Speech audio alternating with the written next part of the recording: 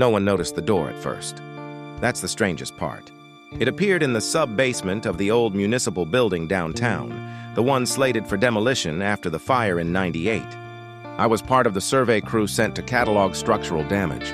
Concrete dust, rusted pipes, the smell of wet stone and mold. Normal decay, predictable, until we hit the back wall.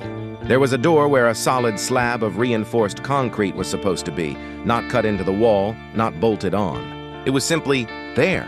The door was ancient, blackened wood swollen as if it had absorbed centuries of moisture. Iron bands wrapped around it like restraints, etched with symbols that made my eyes ache if I stared too long. There was no handle, no hinges, just a vertical seam and a keyhole shaped like a stretched eye. Paint peeled around it, but the concrete behind the door was untouched. No cracks, no drill marks, like the building had been poured around it. "Was this on the blueprints?" someone asked. No one answered. The temperature around the door was wrong. Not cold, absent. Like heat itself refused to exist near it. My breath fogged, but only when I stood directly in front of it. The air smelled faintly of iron and burned hair. We should have sealed it. "Reported it left!" Instead, someone joked about opening it. The key was already there. It rested on the floor beneath the door, half buried in dust. Heavy, warm. When I picked it up, I swear it pulsed, like it had a heartbeat. The moment the key slid into the lock, the building groaned. Not settling, not shifting.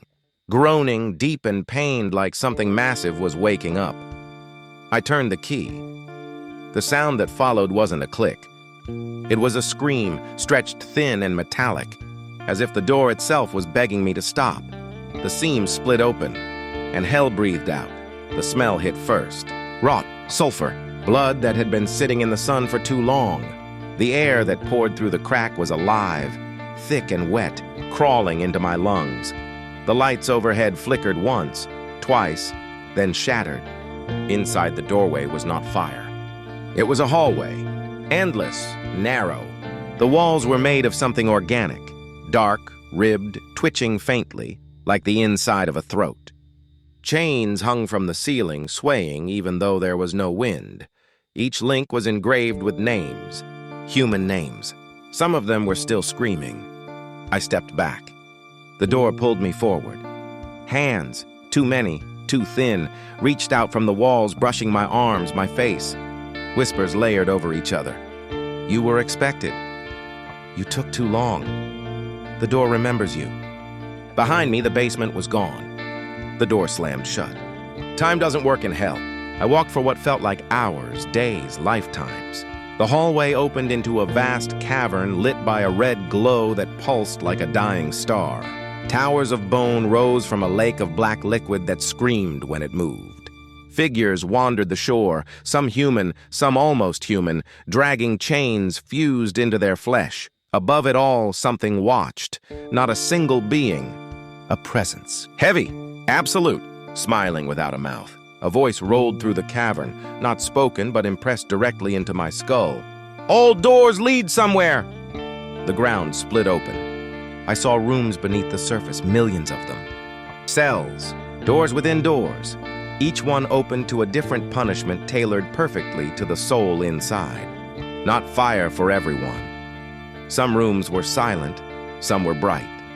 Some replayed memories over and over until the person inside begged for pain instead. That's when I realized the truth. Hell doesn't torture you. It learns you. I ran. The door appeared again at the far end of the cavern, exactly the same as before, standing alone where nothing should stand. I threw myself through it. I woke up in the sub-basement, alone. The door was gone. The wall was solid concrete again. They found me hours later, curled up in the corner, bleeding from the ears, whispering numbers I didn't understand. The building was demolished a week later. Nothing unusual found. Everyone moved on. I tried to, but doors have started appearing around me, in my apartment closet, at the end of hospital corridors, in dreams where I wake up holding a warm iron key, and sometimes late at night I hear it scratching from the other side.